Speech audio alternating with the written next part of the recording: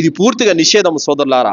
బుఖారీ 3321వ హదీసు అబూ హురైరా రదియల్లాహు అన్హు యొక్క ఉల్లేఖనం ప్రకారము, ఒక కుక్కకు నీళ్లు త్రాపించినందుకు ఒక వ్యభిచారం చేసుకునేటువంటి ఒక వేశ్య స్వర్గానికి వెళ్ళింది అని చెప్పడం జరిగింది సోదరులారా. అంటే ఒక మూగ జీవి పట్ల ఉదార స్వభావంతో వ్యవహరించిన కారణంగా, ఆ యొక్క మూగ జీవికి దాహం తీర్చిన కారణంగా ఆ వ్యక్తి వ్యభిచారం చేసుకునే ఒక పాపాత్మురాలు స్వర్గానికి వెళ్ళినట్లుగా మనకు ఈ హదీసులో తెలుస్తుంది. మరి అలాగే బుఖారీ 3318వ హదీసులో ఇబ్న్ ఉమర్ రదియల్లాహు అన్హు వారు తెలియజేస్తున్నారు, ప్రవక్త సల్లల్లాహు అలైహి వసల్లం వారు అన్నారు, ఒక స్త్రీ ఏం చేసిందంటే పిల్లిని కట్టేసింది. ఆ పిల్లి క్రిములు కీటకాలు తిని ఏదైనా వేటాడటానికైనా వదిలిపెట్టిందా అంటే వదిలిపెట్టలేదు, ఎటూ వెళ్లకుండా బంధించేసింది. ఆ పిల్లి ఆకలితో చనిపోయింది. ఆ పిల్లి ఆకలితో అలమటించి చనిపోయిన కారణంగా ఆమె నరకానికి వెళ్ళిందని చెప్పడం జరిగింది. దీన్ని బట్టి మనకు అర్థమవుతున్న విషయం ఏమిటంటే సోదరులారా, మూగ జీవాలకు తిండి పెట్టకపోయినా, అలాగే అవి ఆకలితో అలమటించి చనిపోయినా, వాటిని గాయాలు పాలు చేసి చంపేసినా, వాటిని హింసించినా కూడా రేపు మనకు కూడా నరకానికి వెళ్ళే గతి పడుతుంది సోదరులారా. కావున ఈ కోళ్ల పందాలు, ఈ ఎద్దుల పోటీలు, ఈ మేకపోతుల పోటీలు ఏవైతే ఉన్నాయో అవి గాయపడి అవి గనక ఇబ్బందికి గురైనట్లయితే, వాటిని హింసించినట్లయితే కనుక రేపు అల్లాహ్ దగ్గర మనం కూడా జవాబు చెప్పుకోవాలి. కావున మన సరదాల కోసము ఆ మూగ జీవులను హింసించడం అనేది ఇస్లాం ధర్మం ఎట్టి పరిస్థితుల్లో కూడా ఒప్పుకోదు సోదరులారా. దైవ ప్రవక్త ముహమ్మద్ రసూలుల్లాహ్ సల్లల్లాహు అలైహి వసల్లం వారు పక్షుల పట్ల, జీవుల పట్ల ఎంత ఉదార స్వభావంతో ఉండేవాళ్ళంటే, అబూ దావుద్ 5268వ హదీసులో ప్రవక్త సల్లల్లాహు అలైహి వసల్లం వారు సన్నిధిలో ఒక విషయం జరిగింది. అదేమిటంటే, ఒక వ్యక్తి పక్షిని మరి పిల్లలను రెండింటిని రుమాలలో చుట్టుకొని ప్రవక్త దగ్గరకు వచ్చారు. వస్తే అవేమిటని అడిగారు.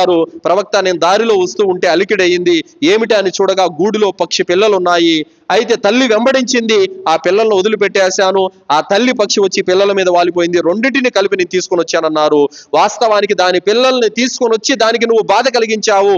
ఆ పిల్లల్ని, ఆ పక్షిని తీసుకెళ్లి ఎక్కడి నుంచి తెచ్చావో అక్కడే తీసుకెళ్లి పెట్టు అని ప్రవక్త సల్లల్లాహు అలైహి వసల్లం వారు ఆ వ్యక్తికి వారించడం జరిగింది. కావున సోదరులారా, మనము ఇతర జీవుల పట్ల ప్రవక్త సల్లల్లాహు అలైహి వసల్లం వారు ఏ ఉదార స్వభావాన్ని నేర్పారో, ఏ మంచితనాన్ని, ప్రేమను మనకు నేర్పించారో ఆ విధంగా మనము ఖచ్చితంగా మసలుకోవాల్సినటువంటి అవసరం ఎంతైనా ఉంది సోదరులారా. ఒకవేళ గనక మనము ఈ విధంగా అల్లాహ్ మనకు వాటిని ఏ విధంగానైతే వాడుకోమని ఇచ్చాడో ఆ విధంగా కాకుండా మరో పద్ధతిలో వాడినట్లయితే గనక, అవి నష్టపోయినట్లయితే గనక రేపు ఖచ్చితంగా అల్లాహ్ దగ్గర ఆ జంతువులు, ఆ పక్షులు మన మీద ఫిర్యాదు చేస్తాయి. అల్లాహ్ సుబ్హానహు వ తఆలా వాటి ఫిర్యాదును స్వీకరించి మనల్ని రేపు శిక్షించే పరిస్థితి వస్తుంది సోదరులారా. కావున ఖచ్చితంగా మనం జాగ్రత్త పడాలి. అలాగే బుఖారీ 2324వ హదీసు అబూ హురైరా రదియల్లాహు అన్హు యొక్క ఉల్లేఖనం, ప్రవక్త సల్లల్లాహు అలైహి వసల్లం వారు తెలియజేశారు, ఒక వ్యక్తి ఎద్దు మీద సవారీ చేశాడు. ఆ ఎద్దు అతనితో మాట్లాడింది. ఏమని? ఓ అల్లాహ్ దాసుడా, నేను సృష్టించబడింది సేద్యం చేయడానికే గాని సవారీ చేయడానికి కాదు.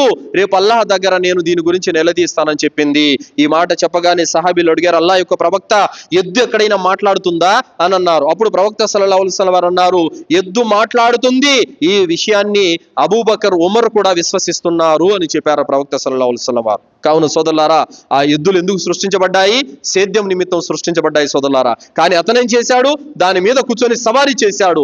అంటే అల్లాహ్ ఏ విధంగా ఉపయోగించుకోమన్నాడు ఆ విధంగా కాకుండా దానికి ఆపోజిట్ లో ఇతను మరో పద్ధతిలో ఉపయోగించినందుకు గాను రేపు అదేమంటుంది? తీర్పు దినం రోజున అల్లాహ్ దగ్గర అతని మీద ఫిర్యాదు చేస్తుంది సోదరులారా. కావున అల్లాహ్ సుబ్హానహు వ తఆలా మనల్ని, కొన్ని పక్షుల్ని, కొన్ని జంతువుల్ని మనము తినటానికి ఆహార నిమిత్తం సృష్టించాడు. కానీ వాటితో మనం కత్తులు కట్టి పందాలు ఆడటము, వాటి మీద డబ్బులు కట్టి వాటిని హింసించడము, గాయాలు పాలు చేయడము, ఇది ముమ్మాటికి నేరం సోదరులారా. ఇలాంటి వాటికి మనం ఖచ్చితంగా దూరంగా ఉండాలి.